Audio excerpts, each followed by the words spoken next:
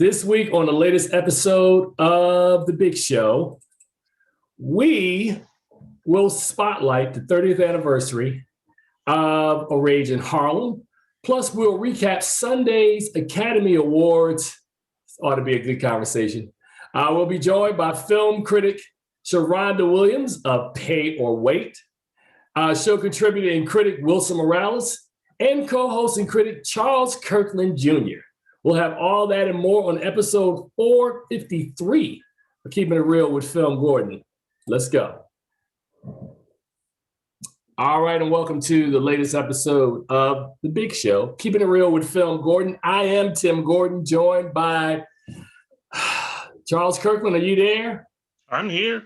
Okay, you were looking down. I didn't know whether you were frozen or not, you know. Oh, by the way, happy belated birthday, Charles Kirkland Jr. Why, thank you, Tim. How did you remember? That's so nice of you. Okay. And we're also joined for the first time in our show. I want to welcome in the ATL sipper, Sharronda Williams from Pay or Wait. Sharronda, welcome to the show. Thanks for having me. I feel so special now. Well, first of all, I have a question before we get started. Pay or Wait. I've always been intrigued by the genesis of the name of your site. Where did this come from? So I decided I was going to do a channel. So all my friends would stop calling me to see what they need to watch on TV or what they need to go to the movies to watch. And then I was coming up with the name and I was like, look, people just want to know, do I need to spend my money to go see this in theaters or do I just need to bootleg it? And then I was like, oh, it could be pay or stream. And I was like, no, I don't want the feds coming after me. So I got to change it to Pay or Wait. Because you just want to know, do I pay for it or do I just wait for it to come on TV? Because everyone has their distinctions. Like, I wouldn't pay full price. I'll pay a matinee price. Or I'll go to the dollar theater. And I was just like, it's just a Pay or Wait. If you're not going to pay full price, then you just don't want to see it. So that's how I got started. This is a much better title than Pay or Bootleg. I mean, for real. Stream. I was going to say stream to keep it cute. Like, as if, everyone's Fire Stick is a streaming service. But yeah. Right. No, I got you. Charles, what were you going to ask Sharronda? Nothing. Yeah. I think that's pretty cool. That's dope. Pay or Wait. Pay or Wait. There you go. So we finally got Sharronda on. It only took us 452 episodes. First of all, this is the first time you asked me to do this. I just want to stay out facts for the listeners, okay? Thank you. You should know by now, Tim. You on blast. You'll be trying it. You can't put these sisters on blast, man. They're going to clap back. You keep doing this. Watch this. Okay. Watch this. All right. I got you. All right. So Wilson Morales will be joining us momentarily. We got a lot of stuff to talk about today. This coming Monday is the 30th anniversary of A Rage in Harlem, the poster that I have behind me, the image that Sharronda has behind her. I don't know what the hell Charles is doing. Charles will figure it out on his own. But before we get to that, last Sunday was the final film award 2020 for the 2020 film season, I should say, the 93rd Annual Academy Awards, which this year was produced by a group led by Steven Soderbergh, right? He was the one that everybody knew. They took Union Station, which is in LA, which I've been to, which is mad cool, took a small area of the station, reconfigured it, and created this like really cool, intimate sort of ceremony where, it was like a nominee and a plus one. They had a limited area behind the back that they led people back to. I thought the appearance of the show was very cool, and I wish they did it that way or presented it that way every year instead of this huge Kodak theater with all these theatrics. Despite the fact that we had a streamed down show, guess what? The show was still 3 hours and 15 minutes long, still, without not having a lot of clips, not having no songs were performed during the show, no monologues of any kind. It was still 3 hours and 15 minutes long. Sharronda, I will start with you. Before we get to the obvious stuff that we're going to talk about, what did you think about the setup of last Sunday's Oscars and the length from what you watched? I think that It looked nice. You know, we're going to start with positive because I said I wasn't going to be petty anymore. It looked really nice. I love how they turned the outside into like a beautiful garden. I felt like I was on a nice little deck chilling with friends. But I think for me overall, the show still felt very chaotic. Almost like you didn't know what was going to come next, and not necessarily like that was a good or a bad thing. But I think that a huge missed opportunity was the songs.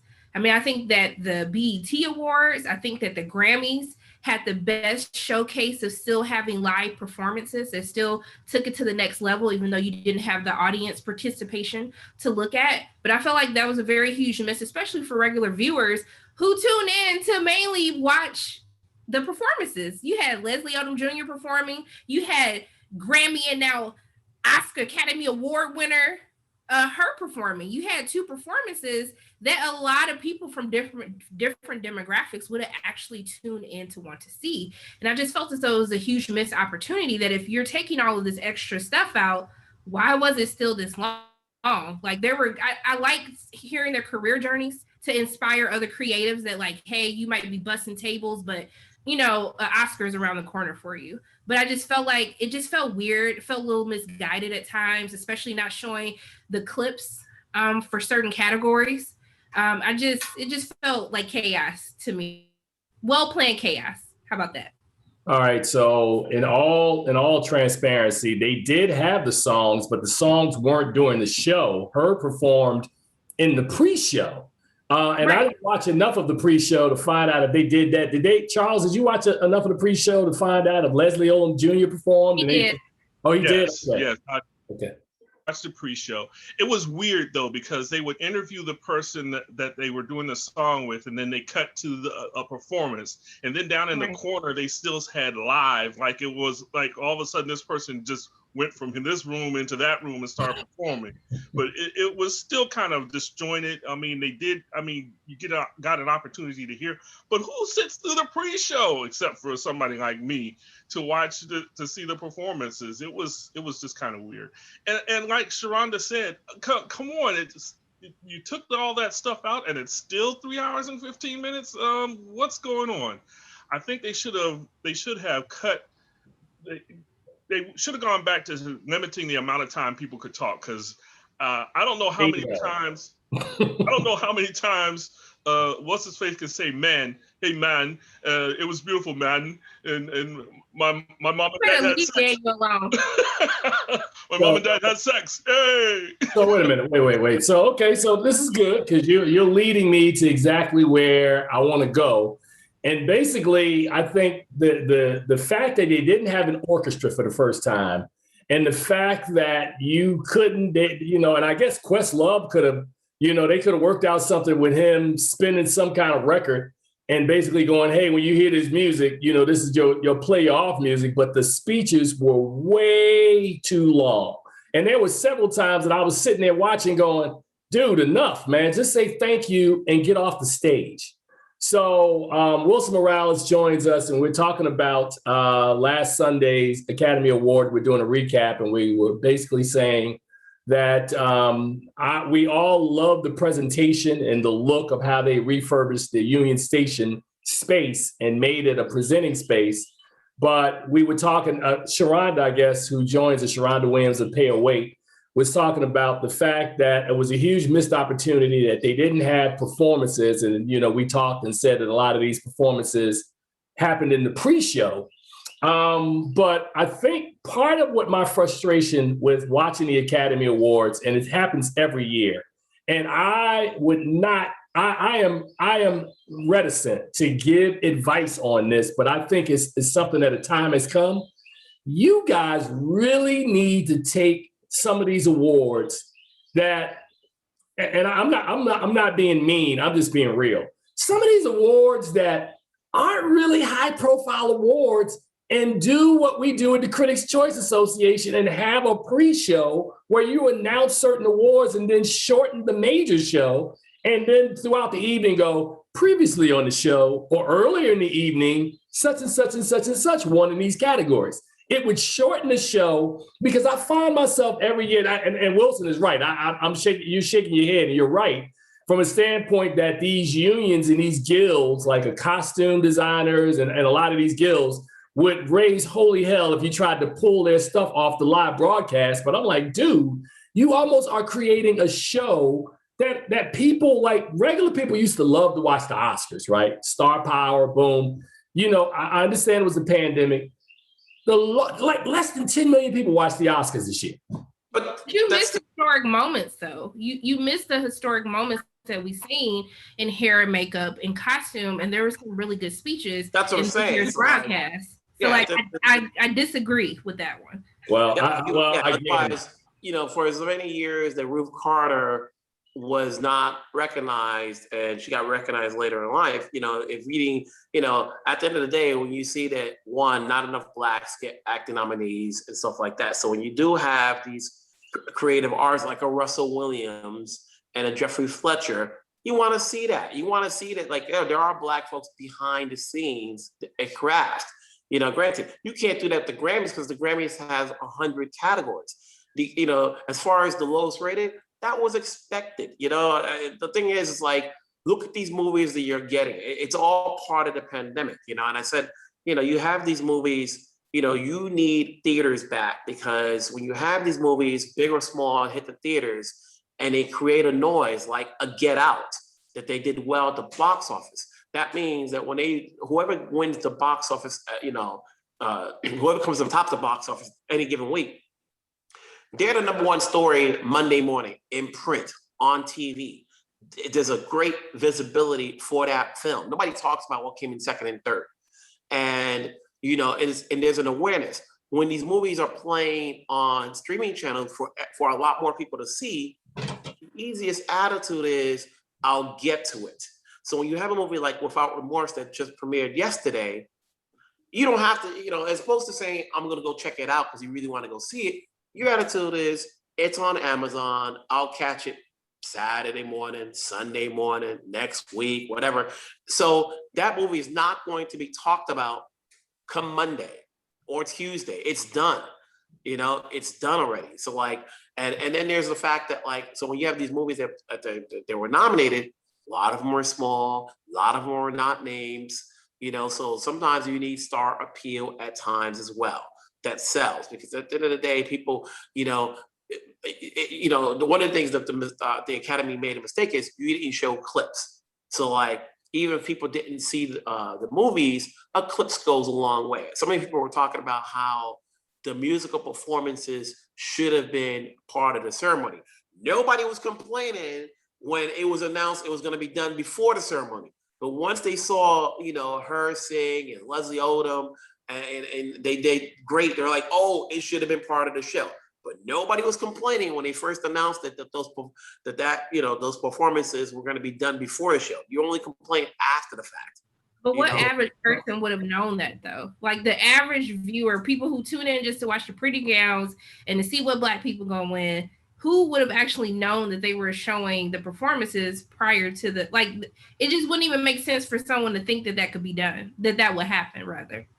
You know. All right. So I just want to just correct something, because, you know, Wilson and I have this kind of back and forth where you talk to me and tell me stuff sometimes, like it's stuff I don't know, right? So you tell me it's expected that the ratings would go down. What if I revealed to you that Oscar ratings have been going down for like the last 10 to 15 years? That's because I'm reading it right now. The people don't want to sit through a show that's 3 hours long every year. They don't. And the other thing is, if you think about it, the Oscars used to be longer, because remember all these special Gene Herschel awards that they normally would do, they took those out of the show like maybe 5, 6, 7 years ago, do those in November. And then they also have a special ceremony like a couple of weeks before the Oscars where they do all the artistic stuff. All I'm saying is that, yes, you're right. The costume designing is important. Production design is important. Hair and makeup is important. Do people really want to watch those categories and then also watch animated short, this? I was like, no. I'm saying folks in the industry do, but people at home don't care and they don't watch these movies. You also got to realize that, like, since you've had more channels out there, that was expected to go down, because the Oscars, you know, you got to remember when it was just ABC, NBC, and Fox, we had no choice. At the end of the day, you know, those are the only 3 channels out there, and each one of them had an award show. CBS has the Grammys, NBC has the Golden Globes, ABC has the Oscars, Fox has the Emmys. And when you had them on just those particular channels, you had no option. No one was competing against these shows knowing you were going to lose, because one, everybody knowing that those award shows will generate traffic. That's why they're selling those ads at 2 million and stuff. Now you've got Stars, you've got, you know, HBO, you've got all of those things and a lot more variety out there to compete against the Oscars. And so that, coupled with the fact that, like, you may not have big names out there, of course the ratings are going to go down. And when they added, remember, there used to be a point when they were talking about the 8 films that were nominated. Before, when it was just 5, it was just 5. Now that you have 8 or 9, you're giving more minutes just to say, oh, nominated for Best Picture, here's this movie, and you're seeing a clip, you know, because now that adds more time to it, you know. So they're trying to figure out ways how to bring it down and stuff like that. But it's like, at the end of the day, you know, it's a ratings thing, but at the same time, you're also rewarding the one night of the industry where it's a union thing that everybody wants to be called out. We only have 23 categories. We're not talking about the Grammys. The Grammys obviously knocked a lot of categories out because people just want to see performances, you know, and people get mad like, yo, you don't have the rap category, stuff like that. You know, so like, it's not about the ratings. I think also it's the star power. You know, you look at Best Director, no one knew, with the exception of David Fincher. The rest of those nominees were spanking new. Even I and you didn't know who Lee Isaac Chung was, or Emerald Fennell, you know. And because of the fact that you haven't had other affairs on other channels, you didn't have no Golden Globes, you know, the Critics' Choice, you had no red carpet affair where leading up to the Oscars, you would know who they are. You gotta remember, when Lupita was nominated for 12 Years a Slave, not a lot of people saw 12 Years a Slave according to the box office, but they all saw Lupita prior to the Oscars because she was dazzling at every red carpet affair. And people were like, look what she's wearing. Her hairstyle is different. Her costume is different. People were paying attention to that. So by the time coming the Oscar, they already knew who she was. So when you look at some of these familiar faces, some of these faces that are new, if you've never seen them, because last year was the pandemic and everybody was indoors, and you're not going to get much when somebody's sitting on their couch as a nominee waiting to be called whether they win or lose. You're not getting the what are you wearing. You're not getting the insight as to who they are. There's a variety of reasons why those ratings went down. All right. I love you, respect you. You're one of my closest dudes. We're going to agree to disagree on this one, because I'm like, okay, all that stuff really has nothing to do with, I mean, it does have something to do with the viewership, because people are tuning in, and I would agree, for the star power, but it's all the superficial stuff that has nothing to do with the actual stuff that I want to go and pivot to now. And I'm just going to cut right to the chase, right? Because Sunday they did something, and I've been watching award shows since I was a kid. So that's been a long time. Let's say conservatively 5 decades. Right? I've been watching award shows, and I've never seen them pull the Best Picture category from the end of the show and put it in front of something, right? So that was the first thought, that something that's strange, that they're trying to do something, they're trying to make a point, right? And the fact that Best Actor was last, you know, it's not a mystery that, you know, the late, great Chadwick Boseman was nominated for Ma Rainey's Black Bottom, and he was a nominee. The Best Actress category was stacked this year. So to put those two last, and then to have the Best Actor category last, the expectation from Steven Soderbergh, who didn't really admit it, but, you know, he inferred as much, that they wanted to do something to honor Chadwick Boseman, right? And the fact that the Academy not only got that part wrong with the voters, but also wouldn't let anybody, you know, they wouldn't let Anthony Hopkins Skype in. It was the weirdest, it's probably the second weirdest ending since we had the Moonlight La La Land debacle about 2 or 3 years ago. People had this feeling, and it was all pent up, and they wanted to release the love for Boseman. And the fact that the Academy Awards got that part wrong, I had a call with a couple of Oscar voters on Monday who were incensed. at what they watched on Sunday night. I'm talking about, I can't speak for you, Wilson. I'm saying the folks I talked to were not happy. They understood that it wasn't anything that the producers did because it was the vote. But I'm like, how do you get that part wrong? I said all along, there are people out there. I think, you can chalk it up that I think Netflix were riding on Chadwick's coattails without so much promoting the performance. And I know some people that talk to Oscar voters and they were like, listen, and I wasn't around to know about the whole Peter Finch details as far as him winning outright. But when Anthony Hopkins won the BAFTA, he won the BAFTA during the voting procedure. And that put a halt on saying, Chadwick ain't running away with this. And all along, there were people who I knew that said Anthony Hopkins was good. And had Chad Boseman not died, all along I said it would be a challenge between Boseman, Riz Ahmed, Hopkins, and Riz Ahmed. And a lot of those roles that talk about disability go a long way. And so when Chadwick Boseman was winning, I'm like, all right, I think everybody's just kind of falling in line. But then there are people who out there were like, they keep throwing this whole death thing in front of me, and instead of talking about the performance, and some people were like, or the attitude could be that like they thought Chadwick was going to win, so they wanted to include their vote for somebody else, because that's always the defeatist attitude. Like it's the same thing like Chloe Zhao. Like when she got announced an hour into the show, I think what the Academy did wrong overall was disrespect No Man Land, because you took away the best picture being last. You gave Emerald Fennell the award way early. So instead of winning director, picture, director, and actress back to back to back, because everybody knew, like I read stories that Anthony Hopkins was in Wales. He was not going to Skype in. You don't know the time frame of there. Say, he was not going to Skype in. It was early or late at night for him in Wales. And if you knew that, he did ask. They told him no. They told him no. He asked. They told him no. That's why I said, come on, Wilson. Got to fly to London in order to do it. That was the issue. You make an 80-something-year-old man travel in the middle of a pandemic when he can literally Skype his speech from home.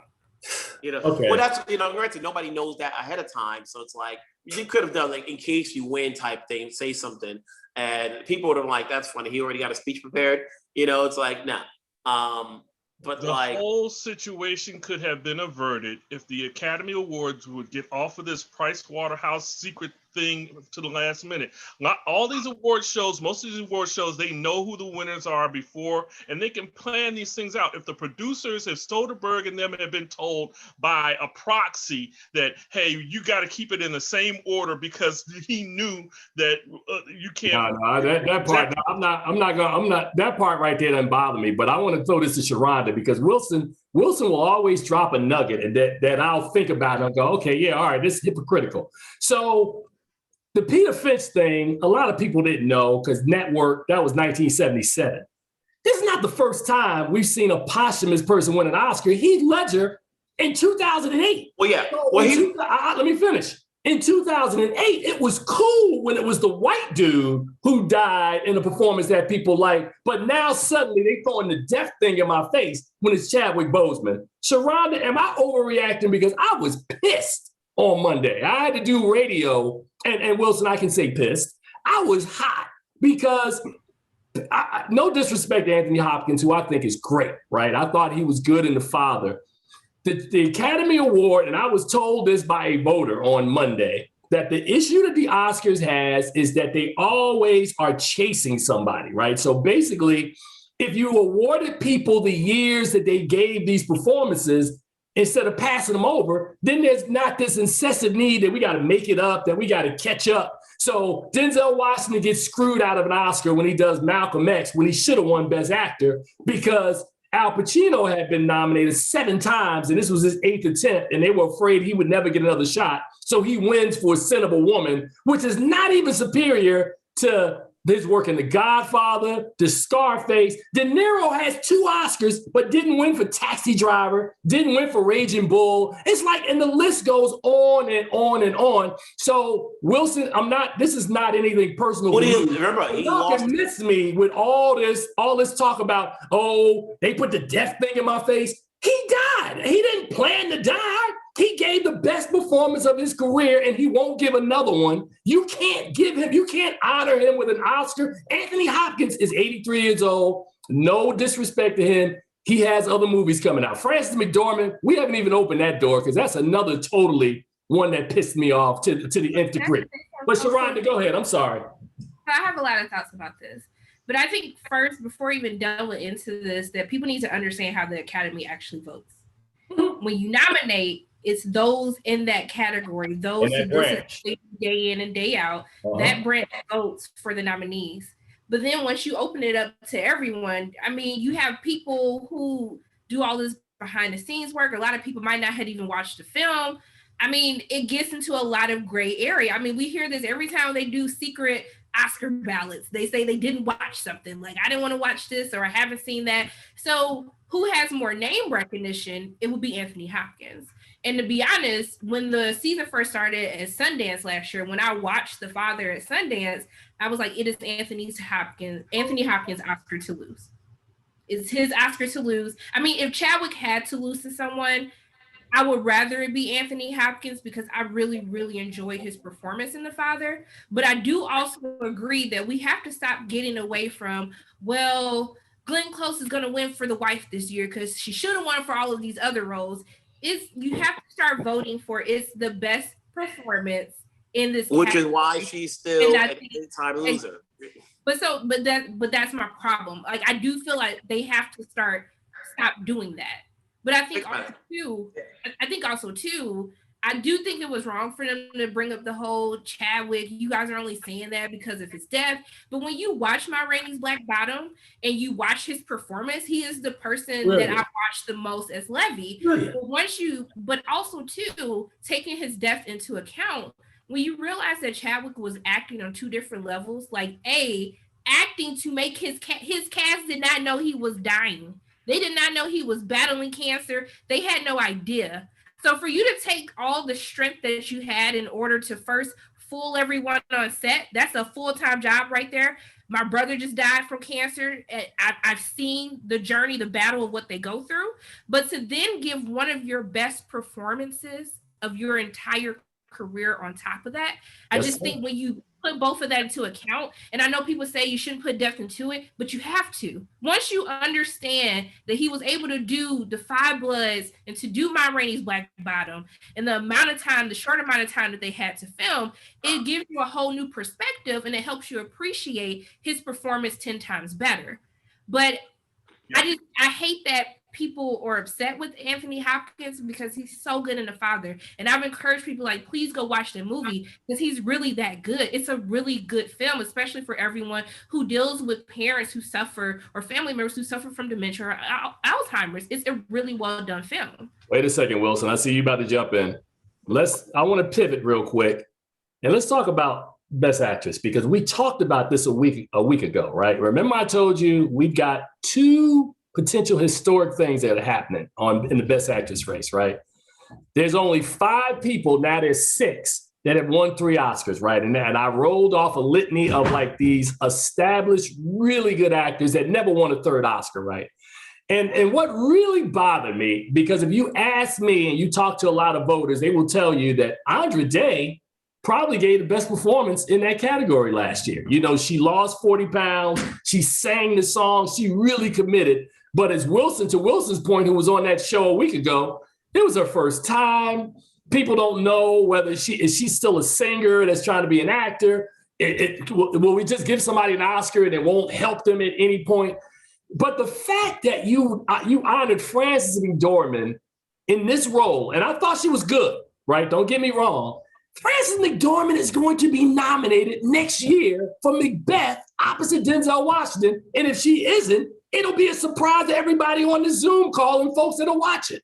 Frances McDormand just won an Oscar 3 years ago. But you don't even have to use that example. They literally just gave Renee Zellweger an Oscar for playing the same performance I always see Renee play for Judy. I was just like, that's what we giving awards for? So based off of that strength alone, at the end of the day, people love biopics, especially when you have someone who is singing and someone who is acting. And especially for Andra, and I think that's a part of it too, since a lot of people don't know Andra, they don't understand that is not her normal voice. That is not her normal singing voice. She literally had to smoke cigarettes in order to achieve a raspy voice to sing like Billie Holiday. So when she put the weight loss on top of that, and physically the same thing that Daniel did, changing his voice for Chairman Fred Hampton, it takes on a different aspect for you, but people don't know Andra. So like I feel you and Wilson's point, but I just felt as though Frances didn't do anything for me in No Man Land. I feel like she's on that Meryl Streep thing right now, where I don't think she's on a level. Well, no, here's the thing. We've all known Frances is a good actress, great actress. She is a great actress. You know, so she could think about it. So like, okay, let's just say she would have lost. She, like you said, she could get nominated the next year, you know, whereas we saw Meryl Streep, you know, get nominated. And funny enough, it's like nobody was given the same amount of complaints when Meryl kept losing for the 10th straight time. Remember how many, I don't know the numbers. She's been nominated 19 times. Yeah, but how many nominations did she go in a row without winning again? Oh, I don't know. I know she has 3 wins and 19 nominations. She has 3 wins and 19 nominations. So she went probably like over 15 years, 15 straight nominations without winning. And nobody was complaining until Harvey pulled out all the stops and was like, listen, you know, he just gave the Susan Lucci train, like, how many times can you keep getting her to go into the ring? And nobody was doing that with Glenn Close, you know, remember? And so like you said, Anthony won, Al Pacino won on his 8th nomination. They're like, okay, we can't keep going on like this. So with Andra Day, as good a performance she gave, the thing probably that worked against us that one, she's new, it's her first film, very hard to win the top award. You can do that when you're supporting category, but best actress, best actor, the last person to win that on their first film was Marlee Matlin, and that was over 30 years ago. So, and obviously we've seen great performances on people's first try, you know, whether or not they got a nomination or not, it is tough to win that category, you know. And then there's a question of, you know, it's also politics. We all know it. It's like, if we're going to give this girl an award, will she come back to the game, or is this like she's going to take our trophy? We don't see her again, you know. And can she follow it up, you know, in terms of like, you're going to get back into the winner's circle. Obviously, Viola Davis has followed it up in terms of her nominations and her wins and getting the same sort of roles to be nominated. You know, same thing like Octavia Spencer. They're in that realm. No one else is, you know. Pat Frances. She's been nominated 21 times. My apologies. I was off by 2. She's been 3 wins and 21 nominations. She has more nominations than any woman in Oscar history. Like, and it's going to be hard pressed for her to win again, because the attitude is she already got 3. But see, again, that's a problem right there, what you just said, because if the attitude is she already has something, what if she does the best performance of her career now? She's gonna have to, and people go, oh man, she already won 3. Well, I was gonna say, look at Daniel Day-Lewis. You know, when he did Lincoln, he went wire to wire, like hands down. The minute he won when the first trailer was shown, you know, and it was game over. You know, and it's sometimes it's also the campaign. And Frances gave a good performance in No Man Land, but I always felt that, like, take Frances out that role and put somebody else in. I don't think they have the weight. Same thing like Anthony Hopkins. Frank Langella, who was in The Trial of Chicago 7, played that role on Broadway and won the Tony for it. So when they were making the film, you could have easily put Frank Langella to, you know, replay that character for a film. But the powers that be wanted a big name that they knew was going to sell.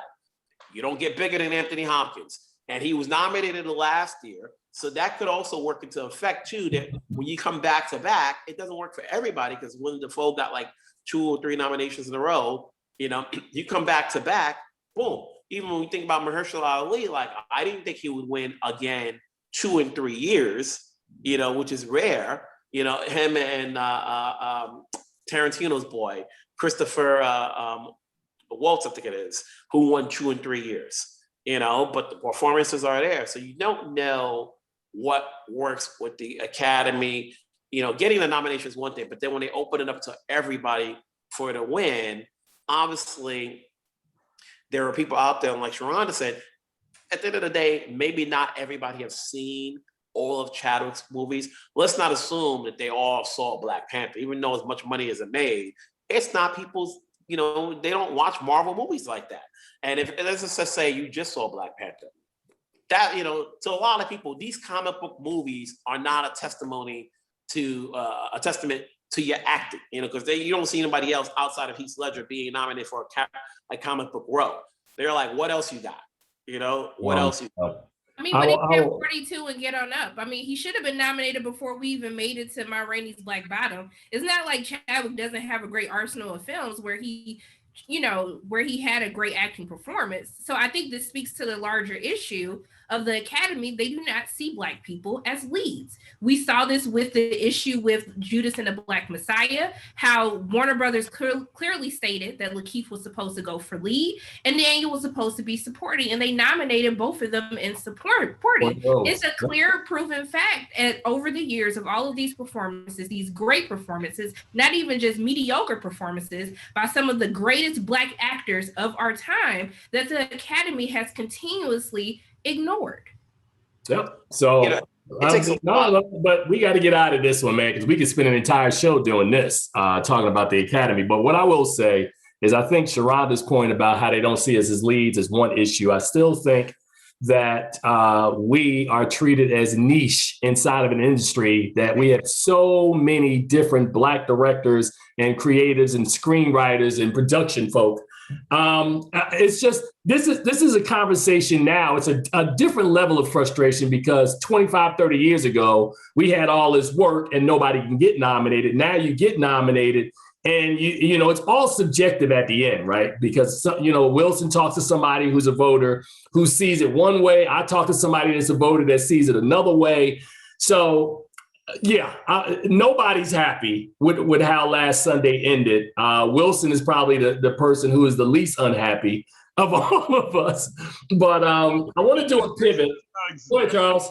That's not exactly true, because I remember when we were doing our show about Black Joy and we talked about mental health. I was the one that said that performance by Anthony Hopkins hurt me so bad I had to stop watching, because it was such a powerful performance. So I'm not hating on the fact that Anthony Hopkins won, but I am hating on the fact that Chadwick lost.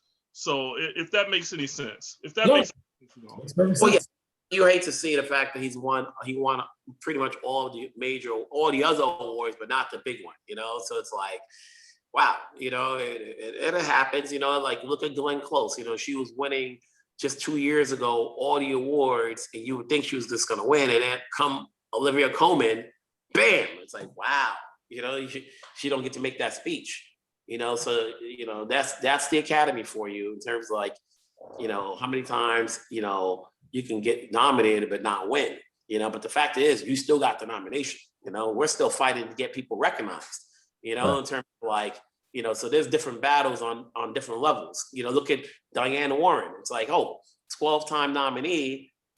She's now the longest, oldest, most nominations without a win. Look how long Roger Deakins had to go without winning. So like, while we're still trying to get to that level of getting nomination, there are other people who are trying to like, hey, just give me one win. What I'm saying?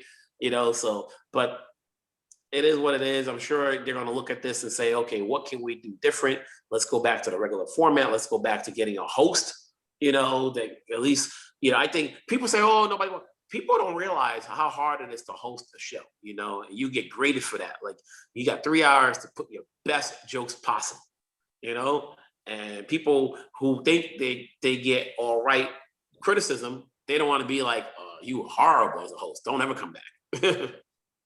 So I wanted to talk about a rage in Harlem. Wilson won't let the Oscars go.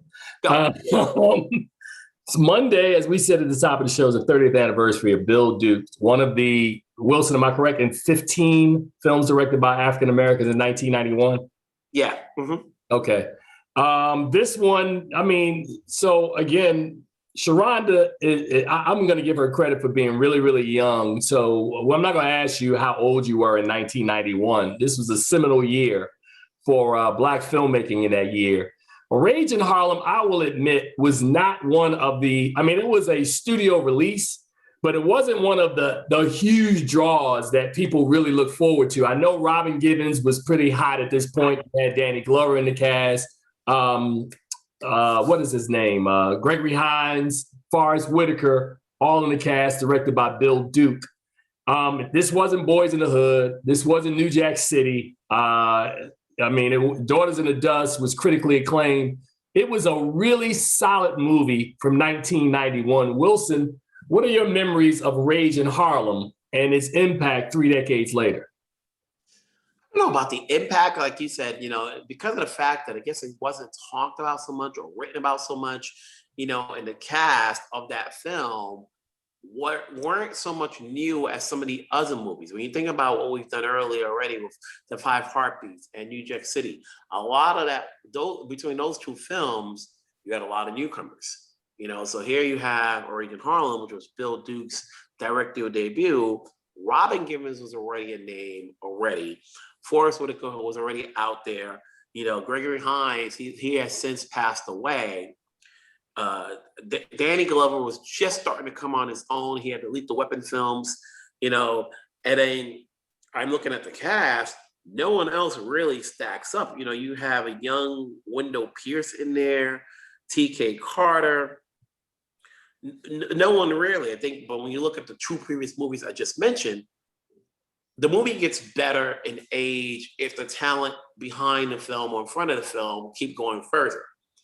So when you say Rage in Harlem, because Robin Givens, who's the star of it, didn't so much do a lot within the 30 years, even though she's still a name now.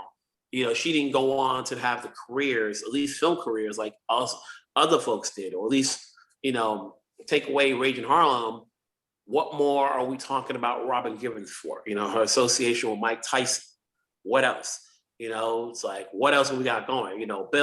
Bill Duke has gone on to direct other films, not so much a name film and so forth, not that I can recall, but he's acting. He did Hoodlum in 1997 with Lawrence Fishburne.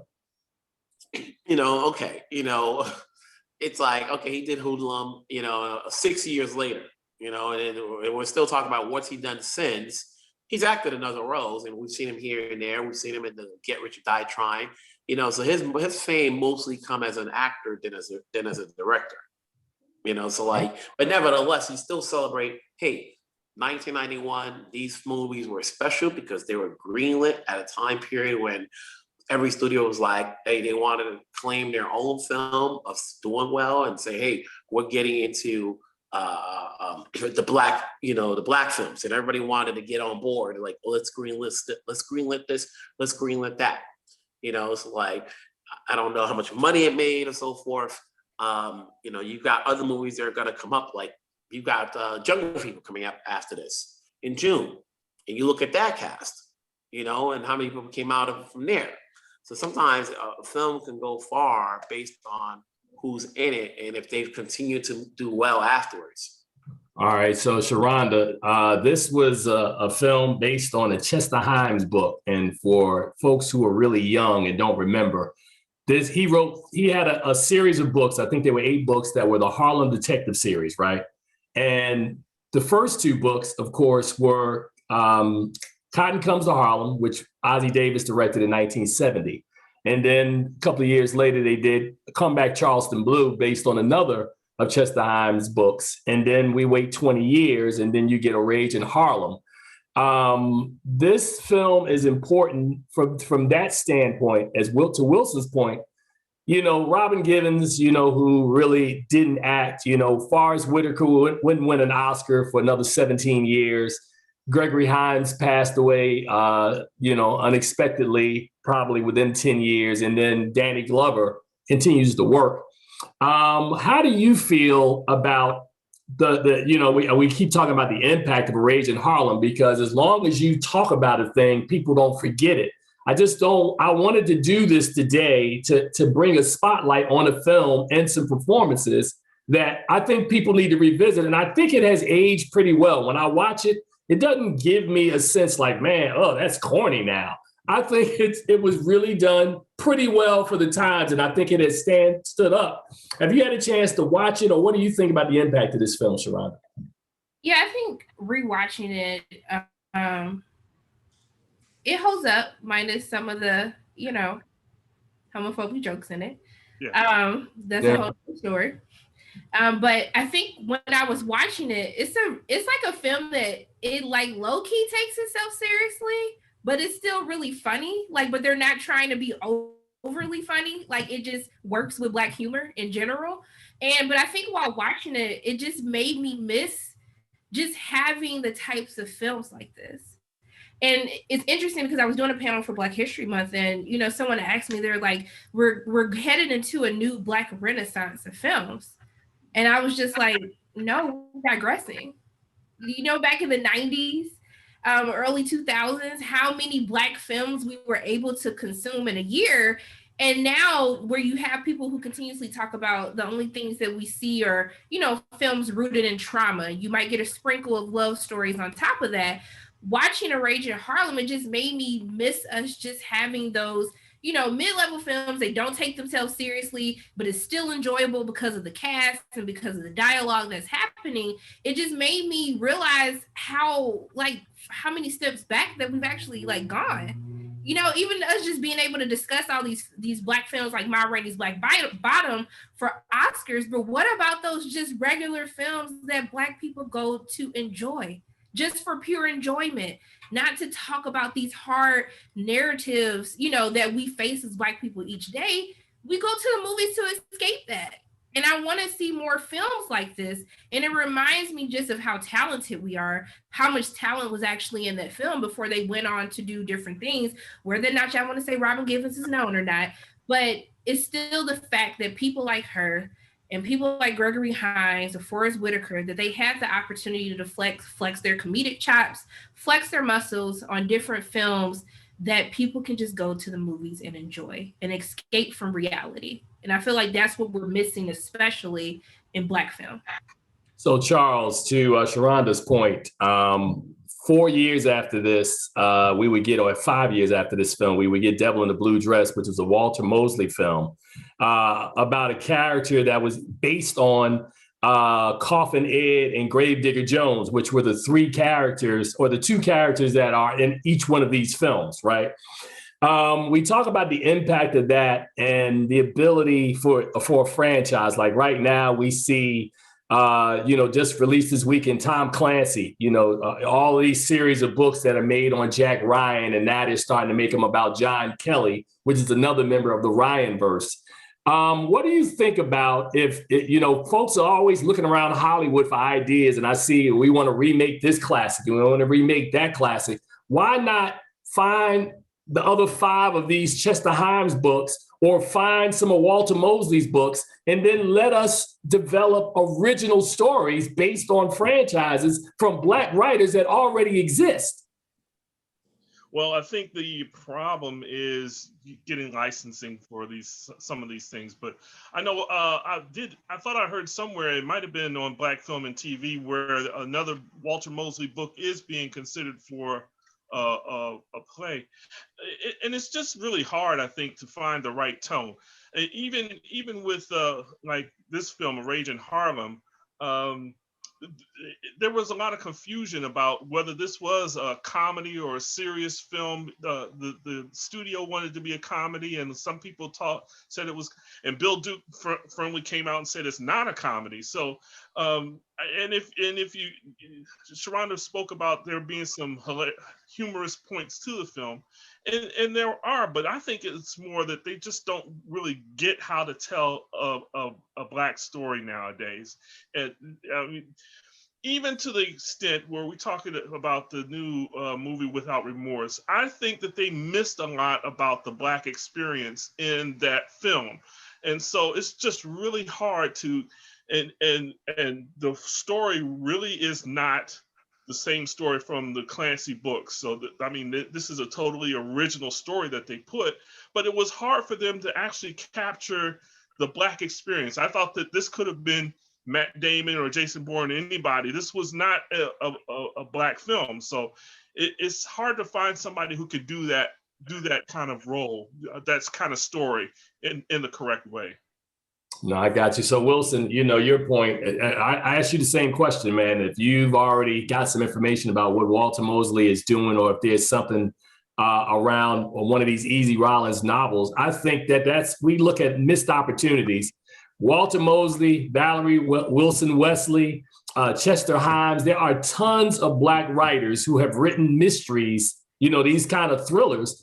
Why? And I guess the answer you're going to tell me, I'm just speculating because I know you. You're going to tell me that the proven film or the proven title is better than the unknown title, that we have to work a little harder when it's something that people don't know. But there's work that's out there from Black authors, and I'm not just talking about the three I just named. James Baldwin, we had it Beale Street Can Talk, but Baldwin has other books that are out there. Why don't we see more adaptations from Black creatives about the work from Black authors? It's a matter. It's a matter of whether or not it can sell. If it's a movie, will it make money? Can we picture people showing up to it? And even when I discussed Barry Jenkins, when I spoke to him for If Beale Street Could Talk, that's a hard book to make, and that's not a money maker movie. But yet he said, as long as he had power stemming from his Oscar win, he was in a position where he can get certain things greenlit. So he goes, let me get the hardest joints out. The easiest ones are easy to say yes to. Let me get the hardest ones out now while I have this sense of power, so that way they can get it. They'll make it work.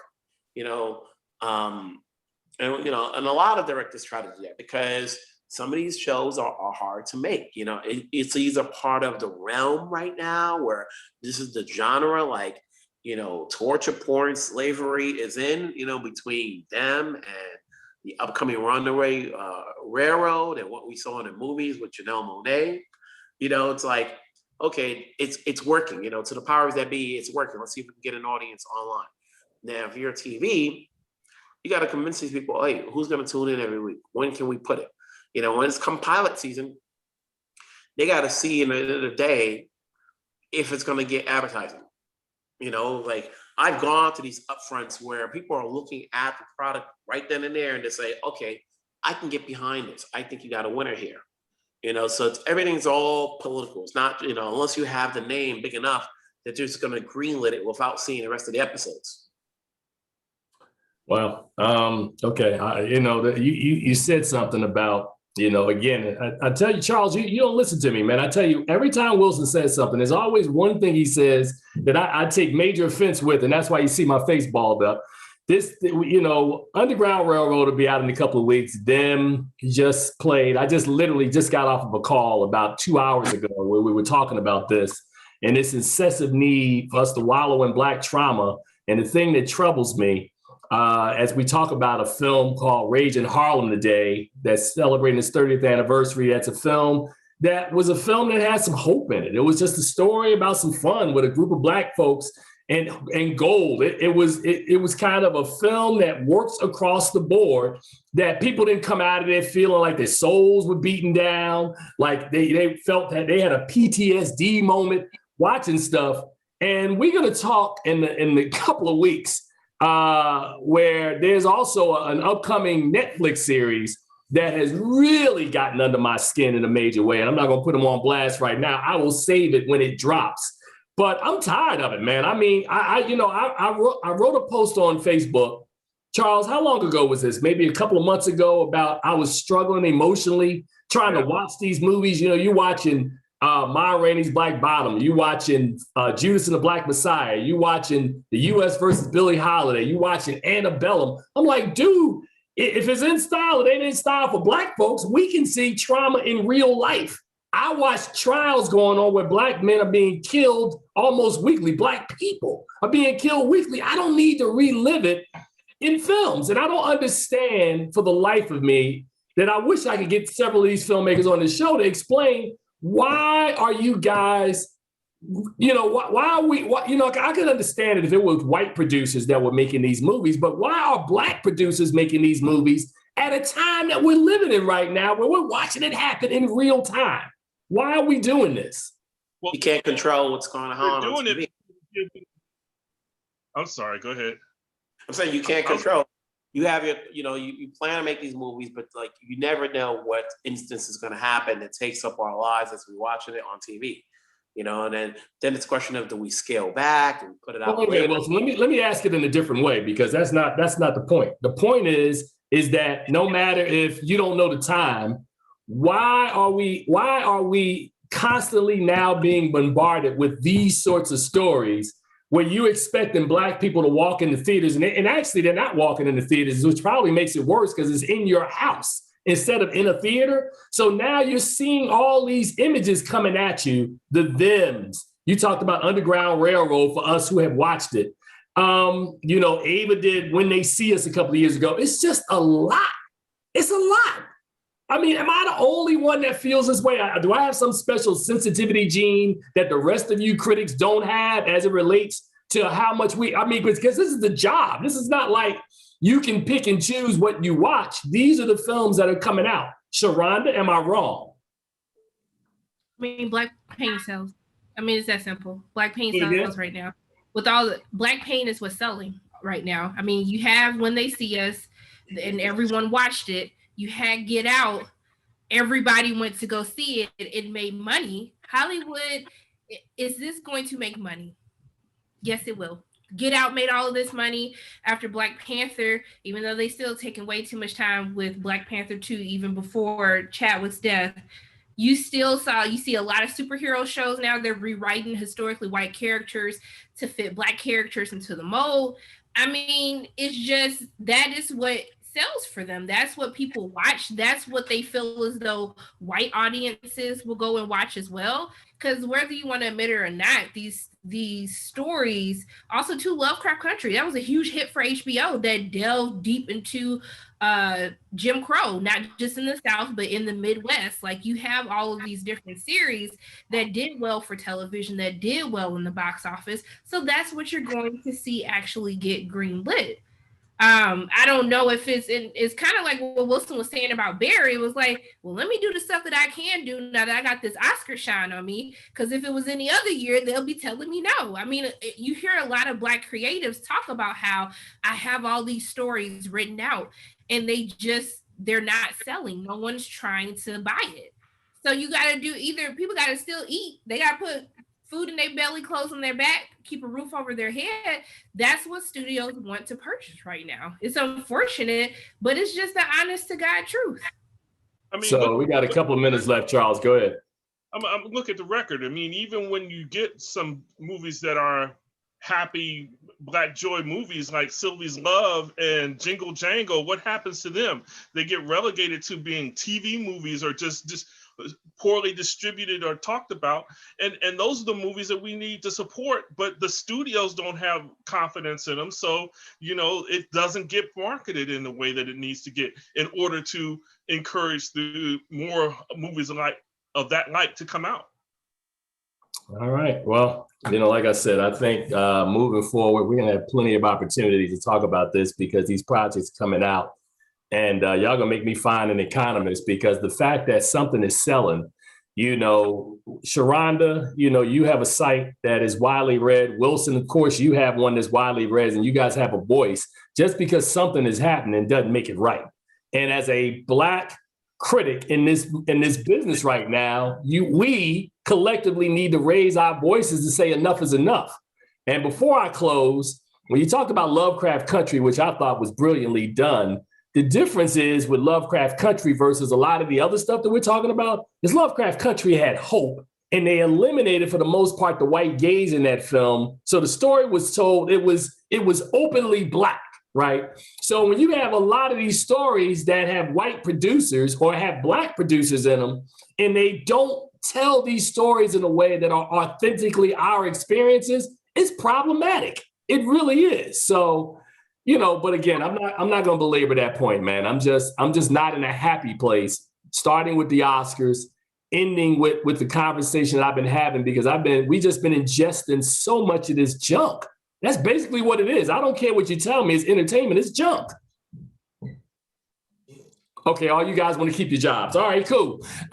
We will be back, because I call it the way I see it. Wilson has pulled me to the side on many occasions when I've spoken too freely, and the studios have tried to shut me down. I'm like, dude, I gotta eat in this town. Man, please, bro, y'all better tell the truth. What I will say, when you compare them to Lovecraft Country, I think the difference of what you're seeing now, like Get Out was something that Jordan had been working on for years before it was ever actually turned into, a film. And Lovecraft Country, there were so many moving parts, and there was a lot of support that Misha had from J.J. Abrams and also from Jordan Peele, that can really give her the guidance to make sure it was done right, even though I still feel as though the second half of Lovecraft Country is a little shaky. But when you get to them, I think that even after talking to Little Marvin, you can tell that the idea of what Little Marvin wanted them to be, his heart was in the right place, but you can truly tell that it came down to the execution, the writing. There was no one guiding him. Anyone could have watched that series and been able to fill an entire notebook full of notes to really help him go back to the drawing board and come back with something better. And I think this is a clear example of studios trying to reduplicate the success of films like Get Out or series like Lovecraft Country without making sure that they have the right cooks in the kitchen to get the recipe right. And I'm going to end on that note, man. Before we get out of here, Sharronda, where can people follow you and read your content? You can find me at Pay Your Weight on all social media platforms. And you can watch daily interviews, film and television reviews on my YouTube channel at Pay Your Weight. All right. Wilson Morales, same question for you, my friend. You can find me over at blackfilmandtv.com. Same thing you can find on social media. Charles Kirkland. I ain't got no job. No, I write for the FilmGordon.com, and all my musings can be found at the DC Film Life on Instagram, Twitter, and Facebook. All right, so episode 453 is a wrap. Sharronda, thank you. You were silent, Queen. We got to bring you back. You got to bring you back. Watch this, because there have been some folks, Wilson will tell you, they have not come back. They haven't come back. I give them a little talking down. They're like, I want to come back for the show. Hey, man. Hey. Y'all out here scaring people? Sharronda, we ain't scaring you. Your on-screen performance tells us. There you go. There you go. So until next week, like we tell you guys in the close, please watch something nice at the movies. A Rage in Harlem. You should revisit that one. I think that one has aged quite well. Until next time, I'll see you guys on the other side. Sharronda, Wilson, Charles, thank you guys. You were solid today. Great job. Take care.